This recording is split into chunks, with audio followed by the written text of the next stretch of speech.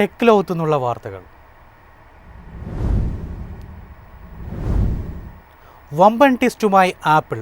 IPhone 18 അടുത്ത വർഷം പുറത്തിറങ്ങിയേക്കില്ല.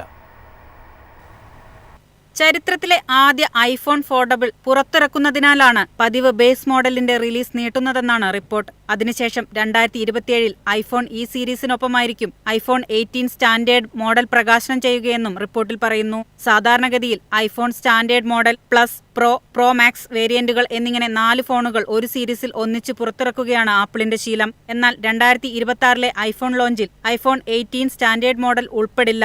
IPhone 18 base model പ്രകാശനം കമ്പനി നീട്ടിവെക്കുമ്പോൾ iPhone 18 Air, iPhone 18 Pro, iPhone 18 Pro Max എന്നിവയും കന്നി ഫോൾഡബിൾ ഐഫോണുമായിരിക്കും അടുത്ത വർഷം ഒന്നിച്ച് അനാച്ഛാദനം ചെയ്യുക.